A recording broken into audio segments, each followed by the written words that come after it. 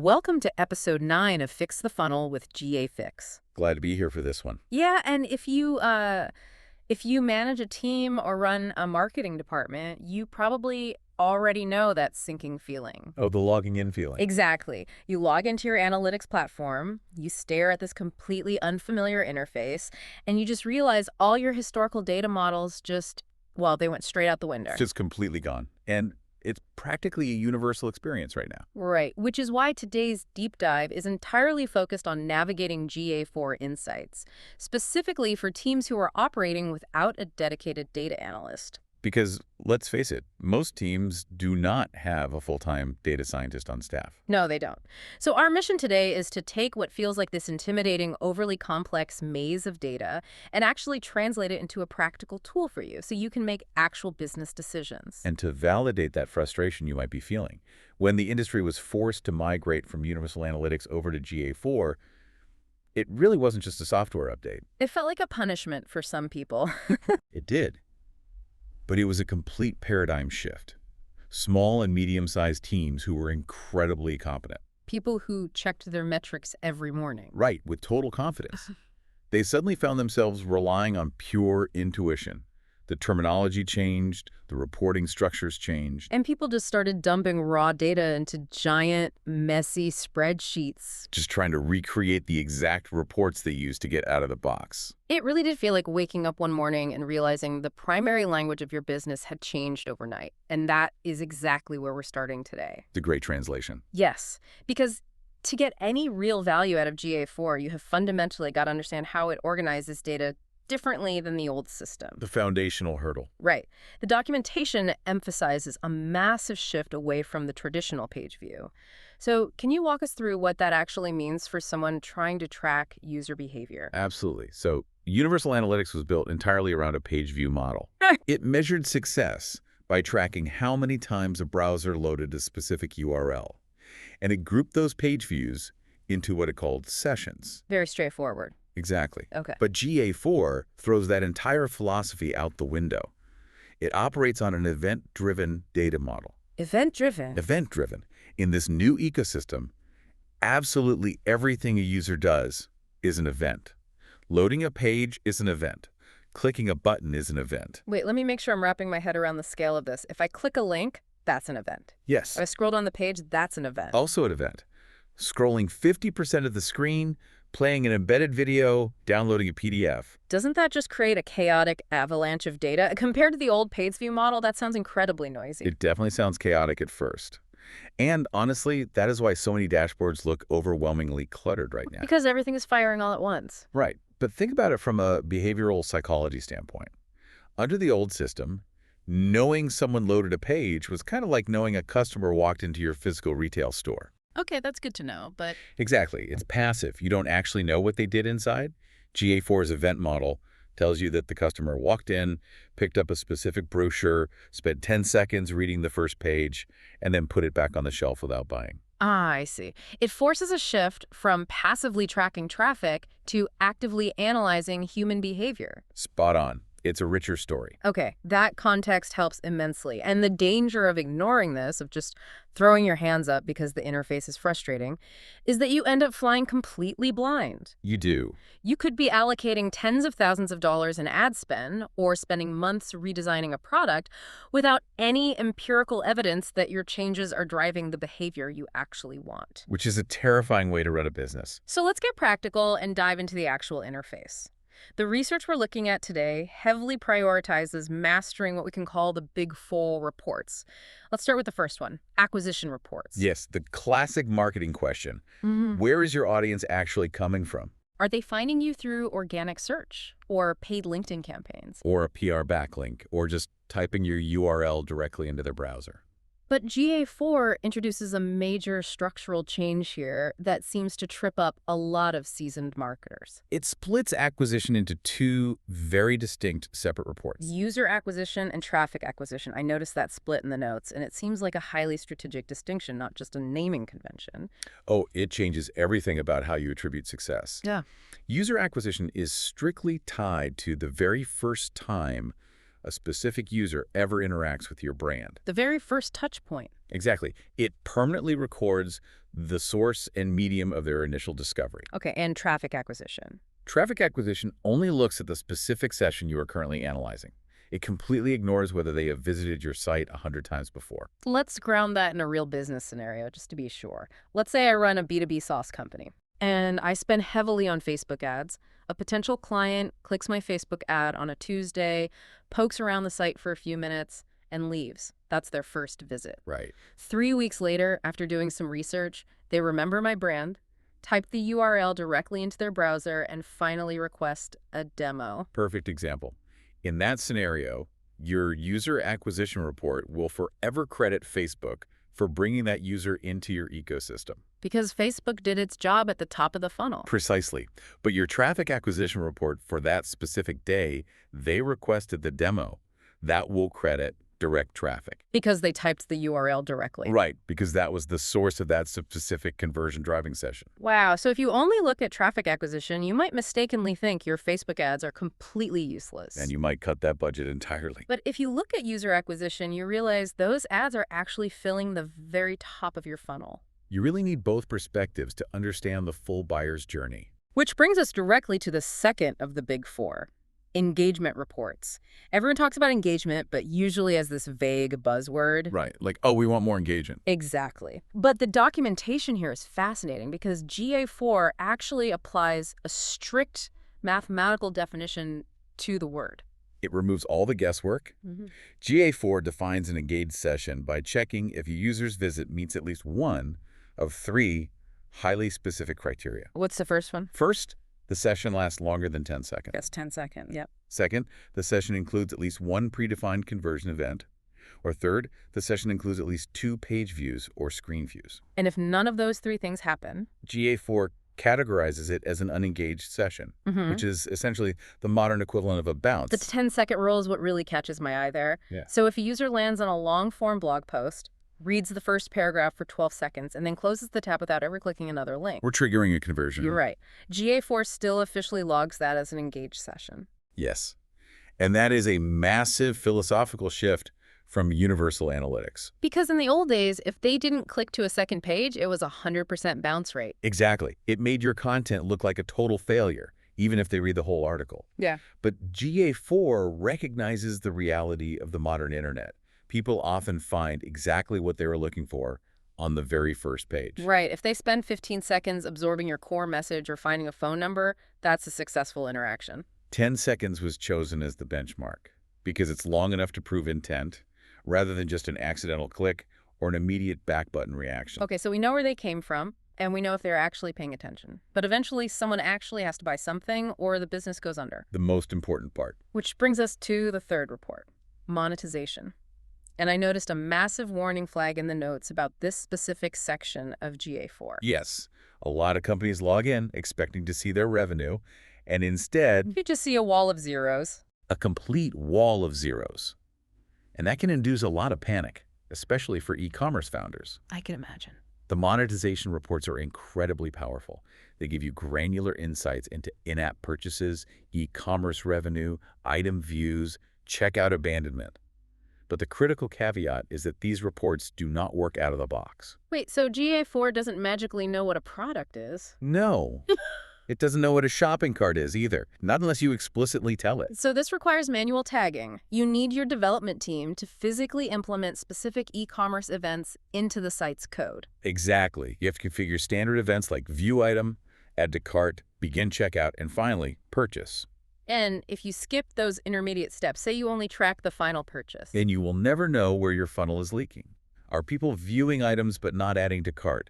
Are they initiating checkout but abandoning it because of a surprise shipping fee? The monetization report answers those questions, but only if you feed it the right data architecture first. You have to lay the plumbing before you can turn on the water. That leaky funnel concept perfectly transitions us into the final report of the Big Four, which is retention. Yes. This looks at the percentage of users returning over time, specifically tracking cohorts on day 1, day 7, and day 30 after their initial visit. Why is this specific metric highlighted as so critical? Because retention is the ultimate unfiltered pulse check for your product's actual health. Marketing teams love to celebrate acquisition spikes. Sure, high fives all around because traffic is up. Right. But if you have an incredible acquisition week and your day 7 retention graph completely falls off a cliff, you have a massive problem. High acquisition with low retention. It means you have a great marketing hook, but a terrible product experience, or a confusing UI, or a broken onboarding process. It shifts the conversation from how do we get more people to why are people leaving almost immediately. It's the classic leaky bucket. There's no point pouring more expensive water into the top if the bottom has fallen out. Now, moving into the next major theme of our deep dive, cutting through the noise. Because even if a team understands those 4 reports conceptually, the reality of logging into the GA4 interface is still overwhelming. Did a lot of data. It presents you with hundreds of interconnected metrics. Where should a team actually focus their attention if they want to avoid analysis paralysis? To use GA4 effectively without an analyst, you have to be absolutely ruthless about what you choose to ignore. And the first major re-education you need is understanding the difference between users and new users. I was reading through that section, and it really is a shock to the system. It changes everything. When you look at the standard dashboard and see a massive number under the word users, it's natural to assume that means total unique visitors. But the documentation says that's no longer the case. It is not the case at all, and it catches veteran marketers off guard every day. Yeah. In GA4, the metric simply labeled users represents active users. Active users. And an active user is explicitly defined as someone who had an engaged session.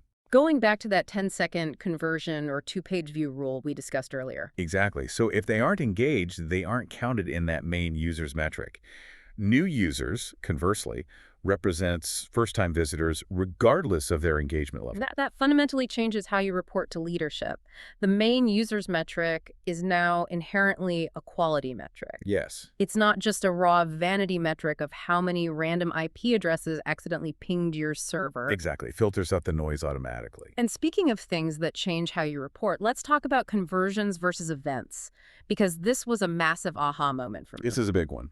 I always assumed Google was smart enough to just know when a lead was generated or a key action happened, but the system is actually entirely agnostic, isn't it? Completely agnostic. Yeah. This is arguably the most critical operational takeaway for anyone listening today. In GA4, everything is just an event. Right. Like we said, a click, a scroll. Yeah, so if someone submits a highly qualified B2B lead form, or signs up for a paid newsletter, or downloads a proprietary white paper, Those are massive wins. to you, yes.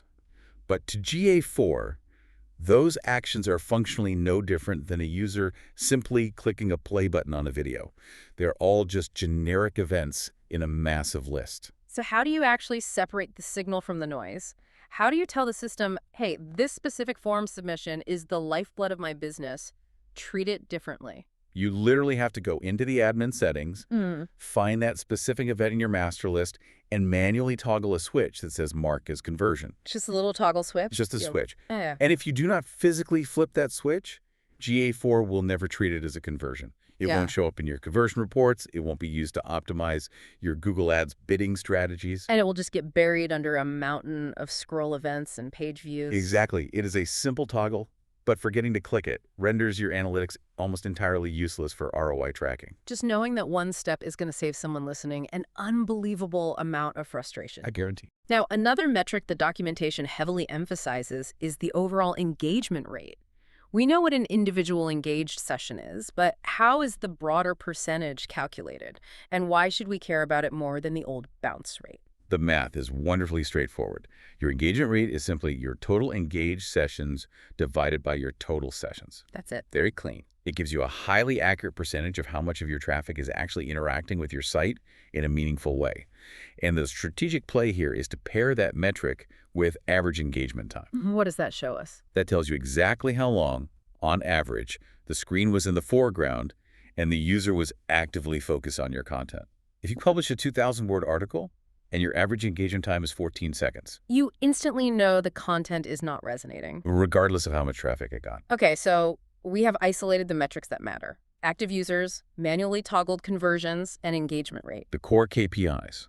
But from a purely practical UI standpoint, how do we stop the daily headache of navigating through 10 different complex menus just to find these 3 data points every morning? By utilizing custom overview dashboards. This is where you take back control of your sanity. Please explain. Think of the default GA4 interface, Hmm. like the cockpit of a commercial airliner. It has hundreds of dials, switches, and screens designed for specialized data scientists. Right. But as a business leader, you don't need to fly the plane manually. You just need to know your altitude, your speed, and your fuel level. GA4 allows you to edit the interface to hide the 90% of data you don't need. So you can literally build a custom dashboard that only shows the exact metrics aligned with your quarterly goals. Yes. If you're a SaaS company, you put trial signups, engagement rate, and user acquisition front and center. And if you're e-commerce, it's revenue, cart abandonment, and traffic sources. And you just ignore everything else. That is huge. And once you have that clean dashboard, you need to use the comparisons and segments features to stress test your data. Segmenting is how you find the hidden bottlenecks. Give me an example of a hidden bottleneck. For example, your overall conversion rate might look totally healthy at 3%. But if you segment that data by device, you might suddenly realize your desktop users are converting at 6%, but your mobile users are converting at absolute zero. Because an update broke the checkout button on mobile screens. Exactly. And you would never see that if you were only looking at the blended aggregate data. Segmenting isolates the variables. And the advice from the sources here is to save these segmented views, share them with your team, and establish a routine. Routine is everything. If everyone looks at the same simplified dashboard every Monday morning, you internalize the normal rhythm of your business. When a metric suddenly drops by 40%, you spot the anomaly instantly instead of a month later. It fundamentally shifts a team's relationship with their analytics. You go from being reactive and overwhelmed to being proactive and highly targeted. Which brings up a very real anxiety that I think a lot of teams face.